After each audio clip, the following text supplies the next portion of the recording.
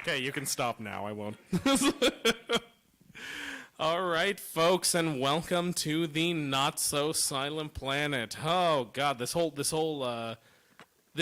weekend is a weekend of firsts for me. This is the first in-person Not So Silent Planet show I have hosted in 3 years. This is pretty great. Okay, so first of all, show of hands, and by show I mean put them together because I can't see. Who's at Wordslinger's way for the first time with this show? That's actually good. I'm not going to call that out. It's good that you've all been seeing other Wordslinger stuff. But hey, Wordslingers, deal is, this is CONvergence's very own venue dedicated to spoken word. I won't elaborate on that because I'm guessing that people in the room know what we generally mean by that. But the Not So Silent Planet is, to the best of my knowledge, it is the country's only recurring open mic that is dedicated to speculative fiction. That is, yeah, right? It's a big deal. You're in the presence of greatness. But that is defined for our purposes as sci-fi, fantasy, supernatural horror, anything that takes place in a universe whose laws of physics operate in some way different than they are generally accepted to operate in our own. So, we have a couple sign-ups out there. It's a little thin, but first thing I want to say is, so for anyone in the house who planned to slip in and sort of get a feel for the room and see what this was, but wasn't sure about signing up, this is your moment. So I'll be, feel free to come and tug me on the sleeve if you think you would like to hit this stage and share a little bit of that novel you've been noodling on, or those little short stories you've never shared with anyone. I promise this is a generally pretty supportive crowd. There we go. Like I said, pretty supportive, not, completely supportive. But I'll also say, typically the way we do this is our signups get 5 to 7 minutes. I'm happy to pump that to 10 to 12. I'll signal you as you're reaching the end of your time, just a hand above my head. If you're starting to barrel past it, I will slowly enter the stage and enter your space, and it will be extremely awkward for everyone involved, so I would ask you not to manufacture that situation for us. Oh, and beyond that, CONvergence's policy is masked in public spaces. While you are on this stage, you are permitted to be unmasked, but we ask you to mask up again once you exit it. But otherwise, I am going to go ahead and pull up our very first open mic performer for the evening. Please welcome to the stage, Amy Kuzensky.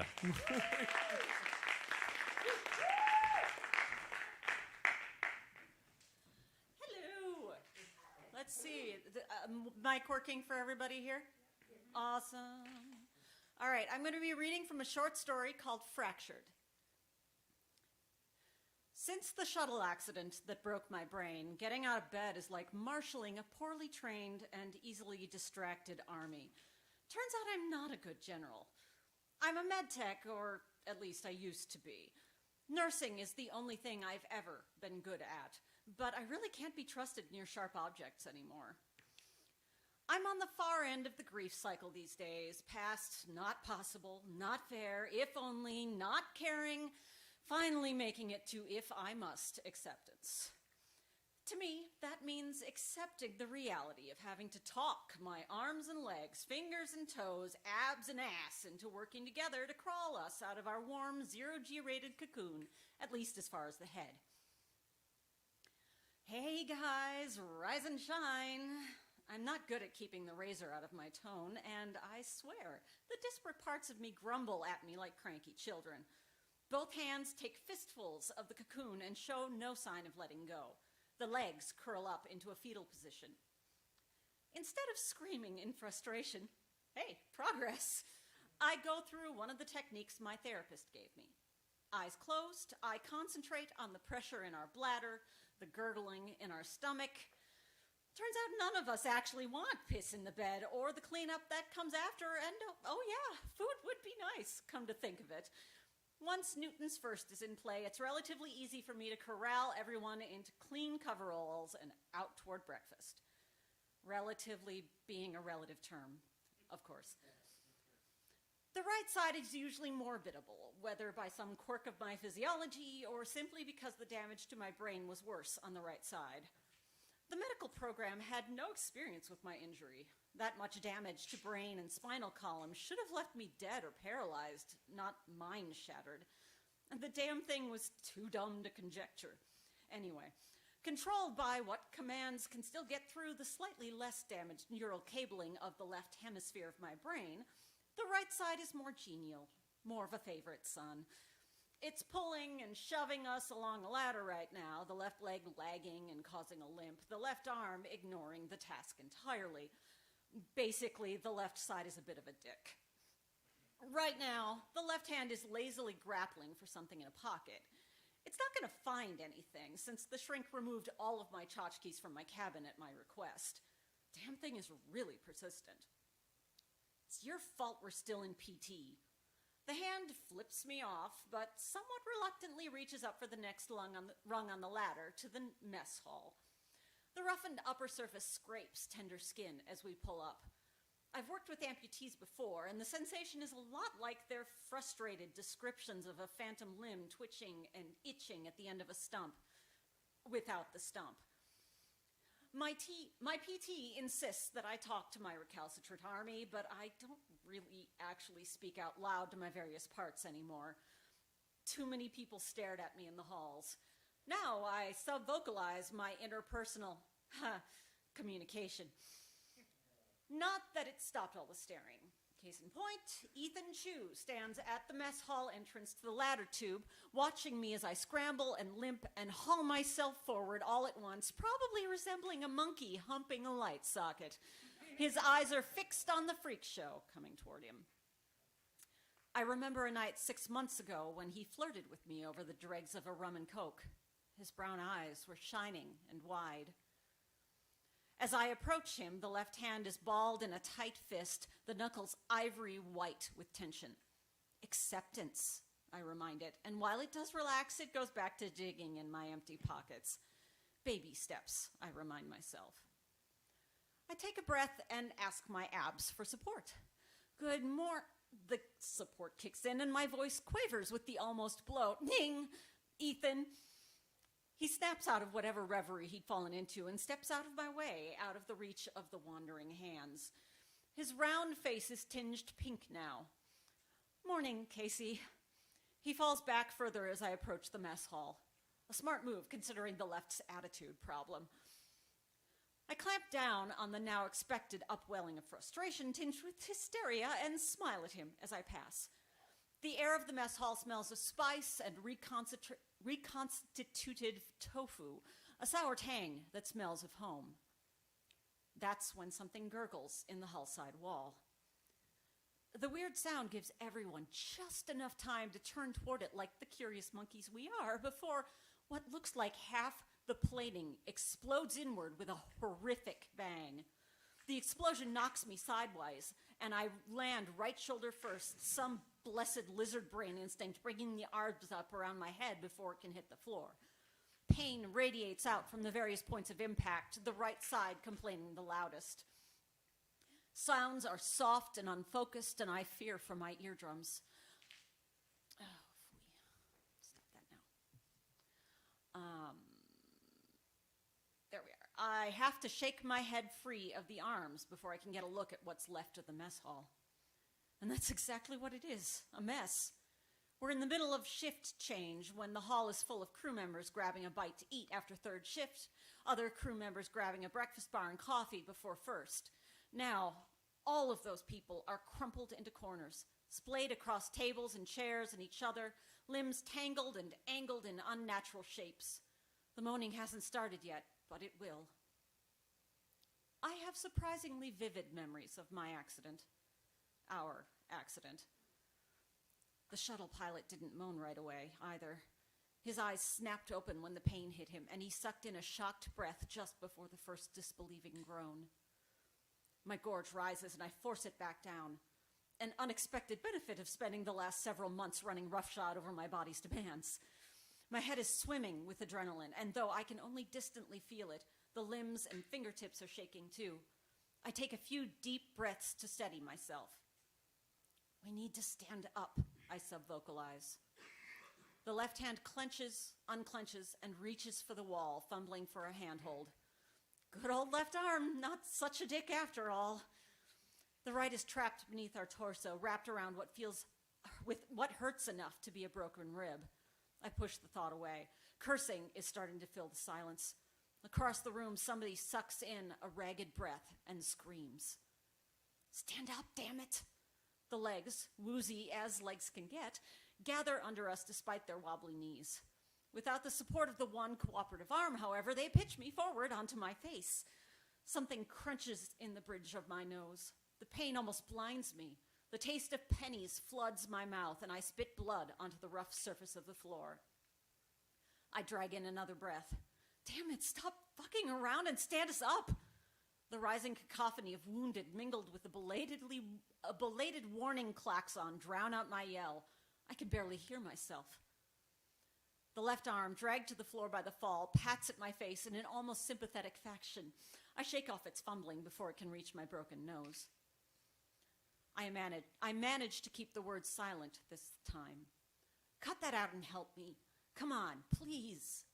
Having one's face smashed into the floor and rubbed into the carpet is either infuriating or ridiculous, and I am well on my way to dizzy giggles. I'll give you a toy to play with later, I promise.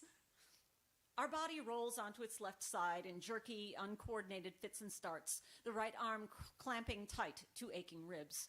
Inch by slow inch, we stagger to our feet, and I take in the scene. It's a horror show, the sort of thing you see in cheap space operas on the net, except the view isn't obscured by ads for weight loss schemes, and the blood isn't made up of corn syrup and dye. Ethan Chu must have hit his head on the corner of a table on the way down. His long form is splayed on the floor like a huge droplet of blood, limbs torqued and twisted, his eyes open and empty. As empty as the eyes of the woman beside me in the shuttle, green and empty, and the only thing I saw before my own pain hit. I need to help. It's my job. It's who I am, despite the months between me and medical staff greens. But our breaths are accelerating, and our body is shaking, and it wants nothing more than to turn tail and run away from the chaos. And in just a moment of weakness, I let it do just that. Okay. In the hallway, hands grasping at corners and handrails, unwieldy feet dragging me over a chunk of twisted metal coated on one side with fluffy insulation. I shoulder check crew members in bright yellow emergency services suits in our suddenly coordinated escape. A dangling breath mask smacks me in the face as I shove past one of them, and the strap whips frighteningly close to one eye. We fall into the cul-de-sac of an open supply closet in a tangle of arms and legs and fingers and spit, my much-abused shoulders slamming into a wire shelving rack. The right hand grabs on and keeps us all upright until the feet get sorted out. The left hand takes the opportunity to explore my tingling cheek and incandescently painful nose. Dick! I'm panting like a sprinter, my pulse hammering in every bruise and broken place. Footsteps pound past my hiding spot, loud and then fading. Panic is squeezing my throat like yet another uncontrollable hand. I'd say I don't know when I became the person who runs away from danger rather than toward it, but that would be a lie. I can pinpoint it to a fraction of a second, when a needle of titanium shot through my brain and shattered me into a mutinous army of limbs and torso and head. I want to scream. I was a med tech a year ago, and today I can't even help myself. No, I can. I can. Let's sit down. I inhale slowly, exhale, inhale again. Blessedly, the fingers of the right hand soften their grip, and we slide slowly to the floor. The left hand sweeps down to brace the fall, which means at least it's leaving my face alone for the moment. I mutter a thank you. My mother always taught me to be polite and concentrate on the here and now, grounding myself. And I'll stop there. If you'd like to read the rest of the story, it's available online at Translunar Travelers Lounge. Thank you.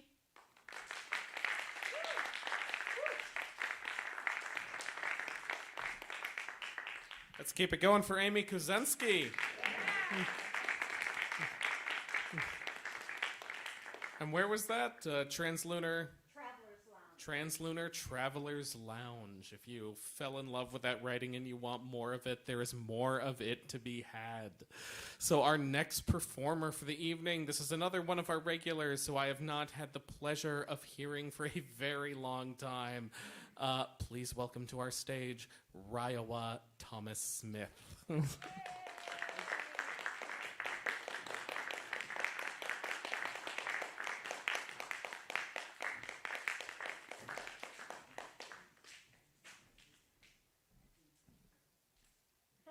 I was told there would be dinosaurs. Actually, I'm going to be reading some poems today, just a few.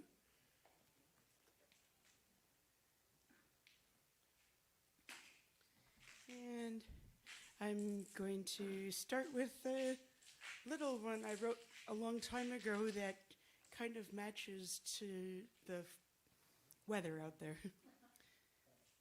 Shivering blurs of gray feathers, they sleep curled on a wire. Sparrows can't escape the rain, they are ash without the touch of fire.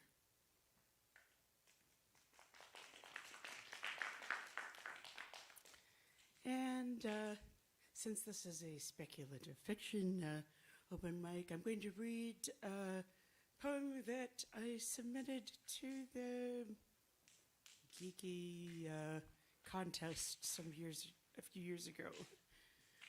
And it's called A Lovecraftian Love Poem. My ancestors hailed from an isle that sunk beneath the waves. I swim to meet my bridegroom now, where sailors make their graves. Welcoming your chill embrace, your emerald kingdom's mysteries, our spawn forsake the human race to slip beneath the roiling seas.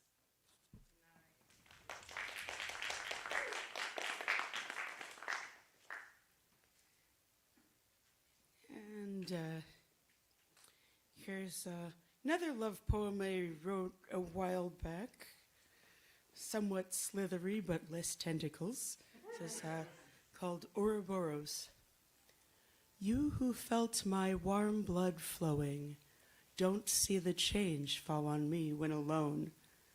The heart that beats as I solitary wander is a cold snake curled around a stone.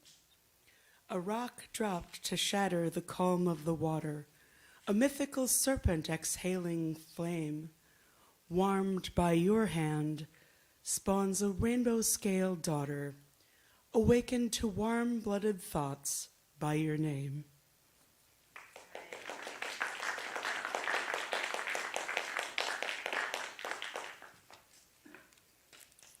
And here's a short one to wrap things up. The thing with feathers. Hope is not a unicorn, but the old phoenix in rags, and the spark she carries, her nest of cinnamon bark, and the flame from the spark, and the fiery bird. Thank you.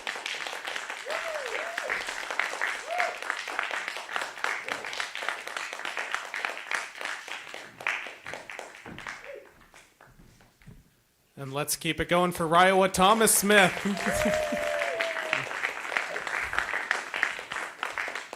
All right, Riowa, is there a place that people can seek you online if they want to do so? Or? Not as of yet.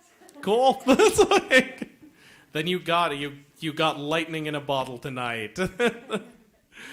Our next performer, let's please welcome to the stage, Abra Staffenweeby. Oh God. You have to correct me. You have to do it. I did Abra. Is that right? Abra. Okay. I'm 0 for 3 so far. Staffen was right. Staffen was right, and Weeby was right, although usually there's not quite the note of terror. Yeah. I like it. I think it's usually how I say names. Keep the note of terror. So I was not planning on performing here, but I happen to have something with me since I've been doing some revisions on my work in progress, which I have never performed before. So this could go very well or very terribly. We'll find out.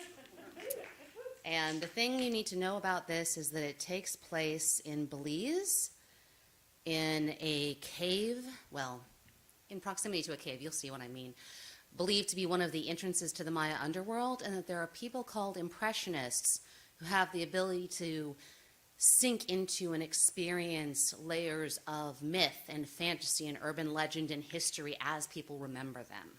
Not the real thing, but whatever misconceptions everyone has, whatever memories people actually have, all that together.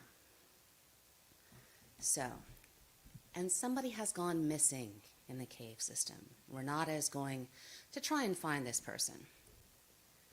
Renata let her mind wander. She released her grip on the present day and waited for images of the Maya underworld to bubble up through the connection her subconscious had to the genius Loki of Aktun Tunikil Muknal. The cave ceiling above her brightened to a brilliant blue, like a hidden projector was casting an image of the sky on the stone. The floor beneath Renata's feet felt softer. The pool in front of her rippled like a reflection of grass waving in the breeze. No, not grass. Maize. She could see the wind blowing tall stalks of green maize. She could hear the far-off buzz of insects. The stone walls of the cave thinned to shadows. Her skin felt warm as if she was standing in the sunlight. But before the world could solidify, Renata pushed away for it, feeling for the different layers of the genius Loki. There. She sensed the strongest layer, the one that Hannah, our missing person, would be drawn into. She flattened out her dive so she skimmed above the surface of the layer. A churning red river blurred past, and a path for the visitor to follow. Renata closed her eyes for a moment to feel the currents along the path. She chose the one that would take her directly to the second islet. She knew that the first islet was probably caused by the presence of the demon lords of the underworld. Renata did not want to meet them or undergo the trials they assigned to their visitors, especially since those trials would inevitably be fatal to any living human. The second isle would be a safer choice. Human sacrifice was involved, but only after a battle of skill. Renata hoped to avoid that. The lords of the underworld would not be expecting a visitor to skip the traditional path. She focused on the islet and let herself float as the current and her desire swept her along. The blue sky brightened and the sound of insects grew louder. The maize withered and vanished, leaving a wide plain. 2 stone platforms grew out of the ground. A rectangular carpet of green grass ran between them. A towering elephantine calabash tree grew at the far end. Renata aimed for the center of the grass and plummeted into the layer. The ground crashed into her feet, catapulting her forward. Renata reflexively softened her knees, tucked her head, and curved her back into a shoulder roll that allowed her to absorb the impact without injury. The principle was the same as with parachuting. At the end of the roll, she used the last of her momentum to rise to her feet and found herself face to face with the calabash tree. Literally, a skull grinned back at her from the lowest cleft in the calabash tree. Shreds of withered skin clung to the bone, and something moved in the darkened eye sockets. Maggots, she thought at first. Then the skull winked at her, with desiccated eyelids that had fallen into the eye sockets as the eyeballs collapsed. The skull's jaw moved, as if it would speak to her. Talking skulls are a fairly common occurrence in the lands of the dead. Usually they were no cause for alarm. They could even be helpful. But something niggled at Renata's memory as the skull worked its jaw. The ball court was a place of sacrifice. There had been a sacrifice. A head had been placed in the calabash tree. A head that somehow impregnated one of the daughters of the Lords of Xibalba by... Whoa! She dodged the glob of phlegm that the skull spat at her. "What's the matter?" the skull demanded. "Don't you want to bear my descendants?" No thanks," Renata said, backing up a few feet until she was safely out of spitting and impregnating distance. "I'm focused on my career right now. I really don't have time for a child. Besides, I somehow doubt you'd make a good co-parent, what with you being a disembodied skull stuck in a tree in the underworld. I am a hero. You are a woman. It would be a great honor to bear my child." Still not interested. Renata did a slow circle, taking in her surroundings. The slanted stone walls on either side of her had been likely covered in painted murals. Not now. Grass grew on top of the platform and between the massive stones, as if it had been a long time since the ball court was used. The playing field itself was as immaculately groomed as a golf course. The hum of insects started up again as Renata studied the playing field. She hadn't noticed the absence of sound until it resumed. It was as if even the insects had been holding their breath, waiting for the next part of the myth to take place. They had been. Everything here was part of the genius Loki, and everything was waiting for its purpose to be fulfilled. Even as she thought that, she heard an argument start above her head. "Who's this? A new player?" "Hardly. Does she look like a great hero?" The hero twins. Now you could see at a glance that they were ball players worthy of the sacrifice. "But see how she pays attention. She will provide an interesting game. That's what distinguishes the great players like Maradona and Messi, you know. Awareness of their surroundings. The ability to think with great speed, to predict the flow of the game." Renata scanned the twisting, knobbly branches of the calabash tree until she found the source of the conversation. 3 great horned owls perched on a thick branch, staring down at her with round, bright yellow eyes. Their feather ear tufts gave them a look of affronted surprise. A 4th head emerged from the shadows between them. It had once belonged to an owl. Now it was a sun-bleached skull with a black beak and vivid yellow eyes that studied Renata as intently as the others. Magnificent wings sprouted from the back of the skull. The head had no body, but that didn't seem to stop Skull Owl from participating in the conversation. "You are full of owl crap," Skull Owl said, hovering above the branch. "Maradona might have been great once, but now he is full of self-aggrandizing nonsense. The great players are the ones with the highest levels of athletic skill and technique. Think of Ronaldo." Time? Or? Okay. "She looks strong," said Macaw Owl. "She might give us a good game." He tilted his head to the side and addressed her directly. "Do you play football? I understand there are women's leagues now," he said hopefully. "Did you come to play a game at the invitation of the Lords of Xibalba? Will your teammates be joining you?" "Sorry, I'm not a professional footballer," Renata told Macaw Owl. "I came to find a friend, not to play a game." "I told you she wouldn't be able to give us a good game," the second owl said, shaking his feathers in disgust. He hopped awkwardly sideways, and Renata saw that he had only one leg. "At least the white dagger will be fed. It has lain in the grass too long," commented Skull Owl. "You never know," Macaw Owl insisted. "The game might be good." "Even if the game isn't good, it will be better than listening to the two of you argue about what makes a good footballer," said the owl who had been silent up till then. "What else is there to talk about?" Macaw Owl demanded. "It's not as if we can watch games down here. We don't even get the scores." "Maybe if you two thought about something other than sports, we could have more interesting conversations," said Shooting Owl. "Don't you want to do anything besides carry messages and gossip about football?"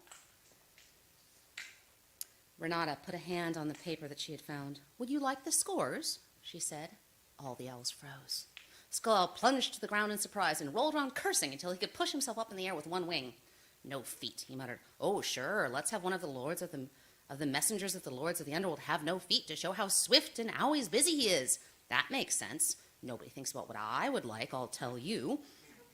The other 2 owls ignored what was obviously a complaint of long standing, or long unstanding, depending on how you looked at it. "Did you say scores?" One-legged owl asked. His eyes locked onto her as if she were a juicy mouse to be devoured. "That's right. Scores from last week. I believe there was a championship game between the Belize Defense Force and Verdes. The Belize Times wrote up a couple of the key plays, too. One of the players is like a young Maradona, it says. Who? Why are you tormenting us? What do you want for it? Renata smiled. Not much. You're messengers, right? I just want you to deliver a message. To who?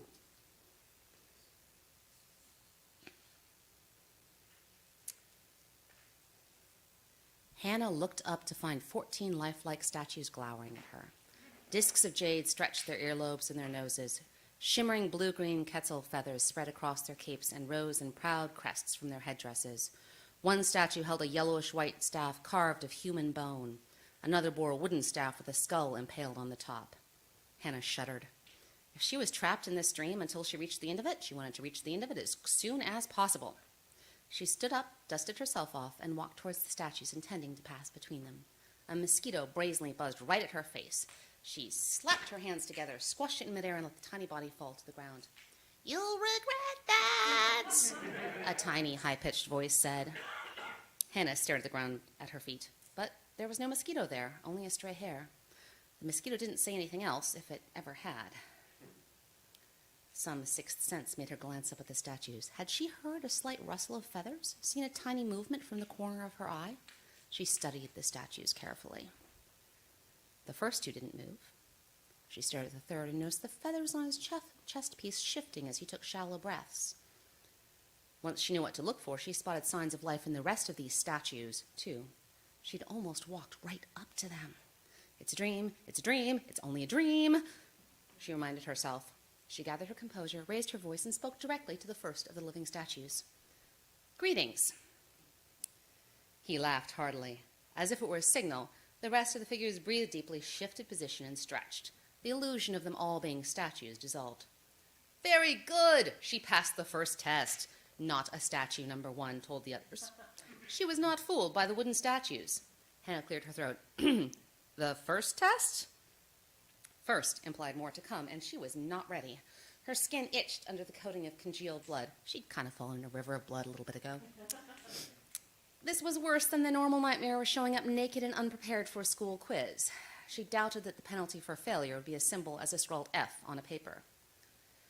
Oh, yes, you will learn all about the tests. Let's see. The first test is to greet us properly. Hannah bowed deeply.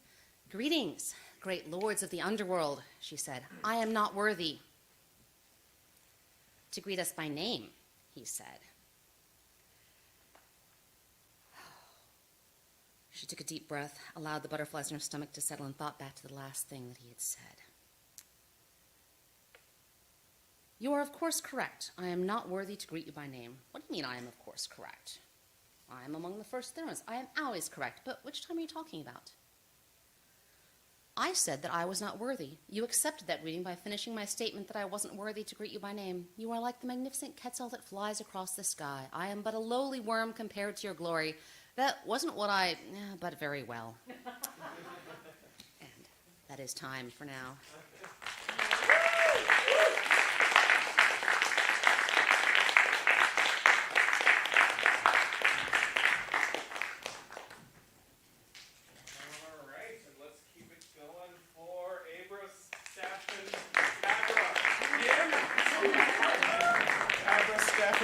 I didn't have the right flinch when I said it. Oh, I want to know what happens next. Where can we find out what happens next? Well, you'll have to wait. Oh! Again, in progress. So where can we find more of your work or your online existence? You can find links on my website at ASWIEBE, or you can just Google my first name, Abra, and Minneapolis, and it will find me. Awesome.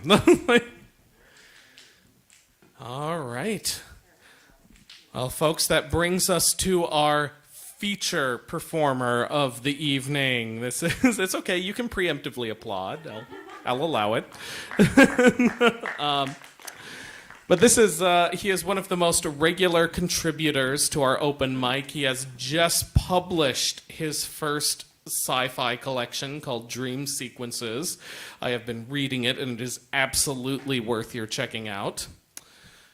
As for more info about him, Jeff Henry is an author currently based on the planet Earth. and generously sponsored by the Infinity Corporation. His work has appeared on the Not So Silent Planet and Four Warnings podcasts and the Planet Fest Drama Showcase. Most recently, his debut novel, Dream Sequences, was published in May 2021. He intends to continue writing until the dystopian consumer hellscape that he lives in becomes less believable than his stories. Please welcome to the stage, Jeff Henry.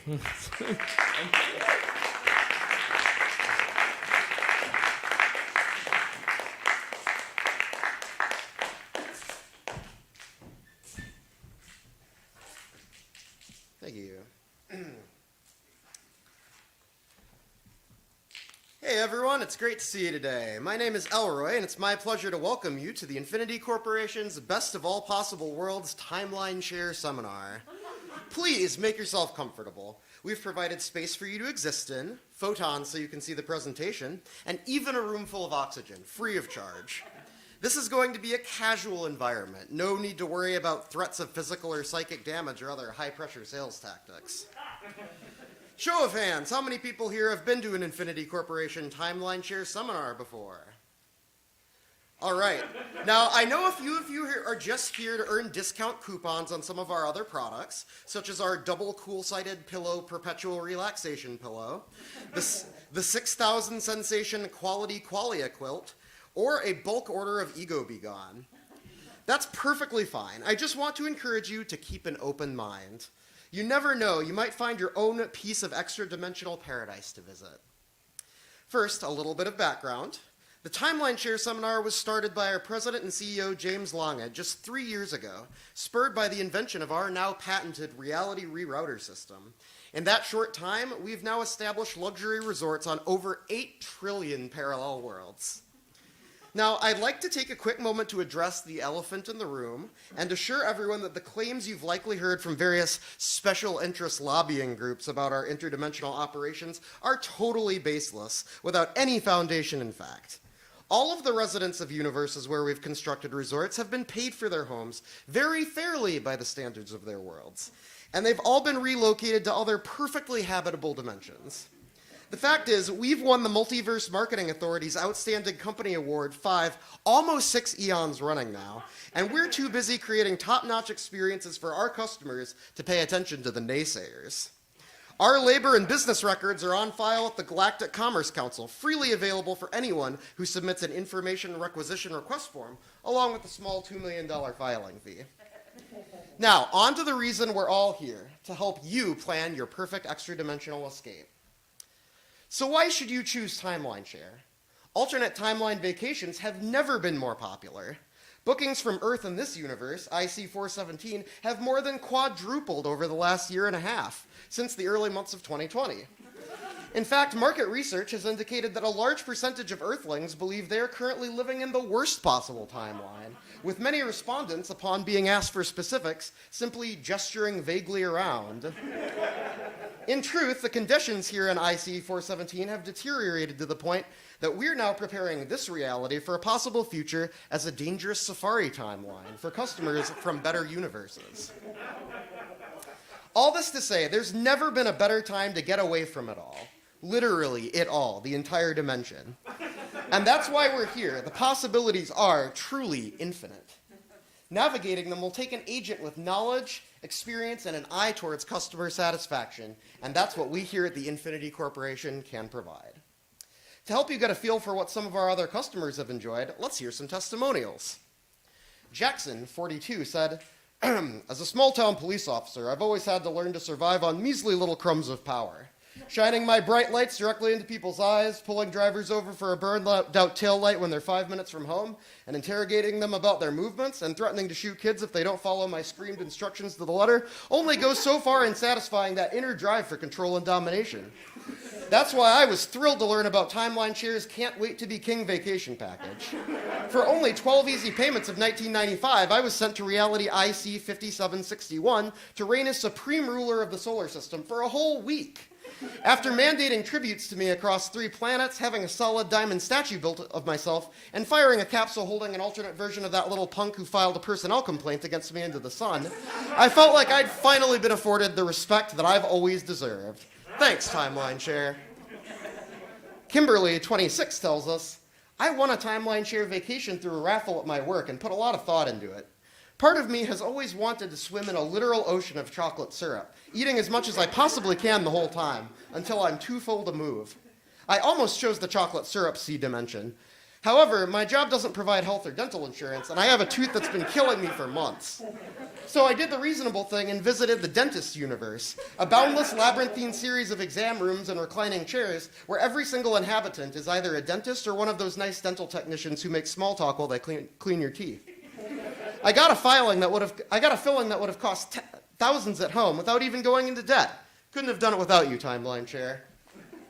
Chantel, 51, says, it wasn't really a tough choice for me. I went with the orgasmic euphoria-inducing air dimension and just kept breathing deeply. Best week of my life, hands down. Unfortunately, when you experience constant ecstasy for so long, it becomes your new baseline. And being in my normal reality now feels like utter agony by comparison. Just complete and total suffering. The pain hasn't stopped since I returned. If I'd known how bad it was going to be, I would have run when the exit portal opened instead of just trying to fit a few more big breaths in. Oh well, live and learn. Ow! Ow! Finally, Thomas, 31. I chose to try out a dimension where I wouldn't have to go to work at my job that I hate.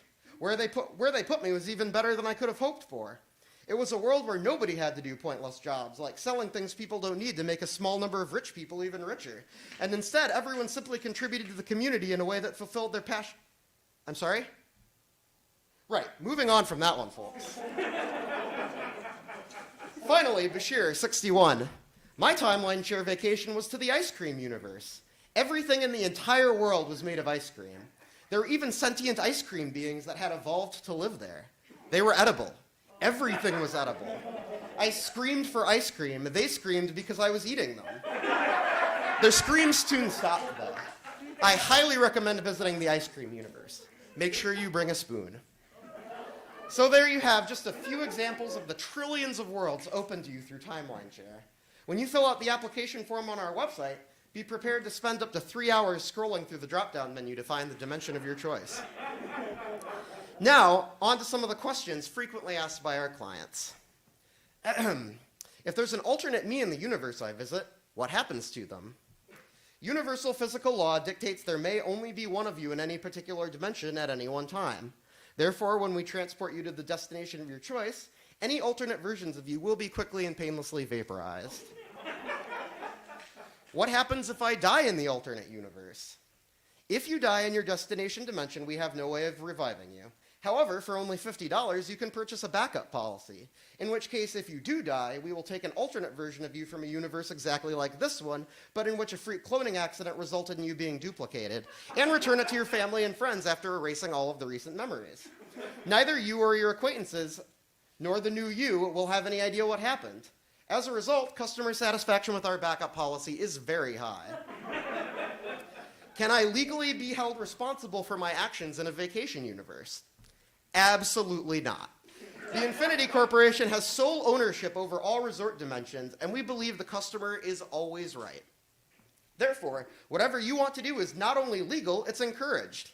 We also guarantee complete confidentiality as to your actions while on your trip. Whatever happens beyond the portal stays beyond the portal.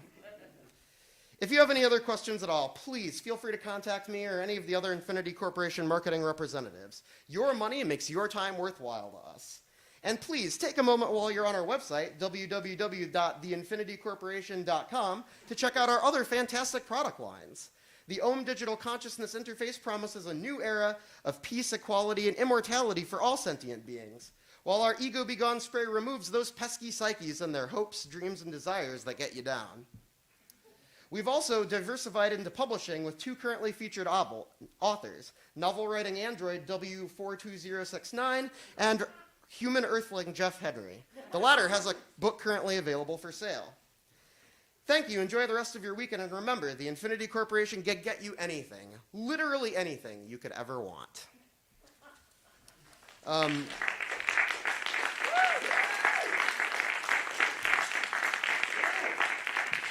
On that note, I am selling books. It's $10 as opposed to the $15 on my website, so doing a $5 discount for buying it here in the con. And I also have Infinity Corporation badge ribbons. So if anybody would like an Infinity Corporation badge ribbon, please see me after the show. Thank you.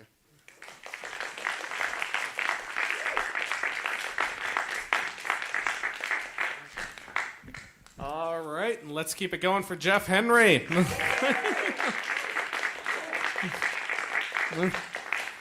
He's got books, he's got ribbons. Is there a place people can find you online? TheInfinityCorporation.com. Awesome. I would expect nothing else. Hey, do you have any other events coming up that people in this room should know about, Jeff Henry? Yes, I do. Thank you.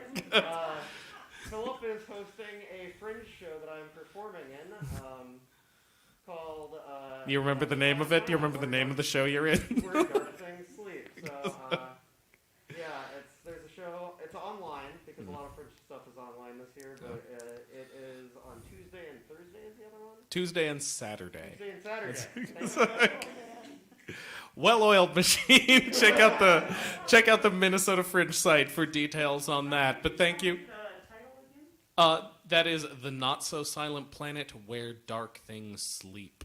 That's like, but thank you to Jeff. Thank you to all of our performers, and thank you all for showing up this afternoon. We have we've got a full bill of programming for the next 24 hours that I hope you'll be back and check them out. There's enough variety of stuff. I guarantee that there is something in there that you will enjoy. Thank you for checking out our show and checking out Wordslinger's Way. I hope to see you around.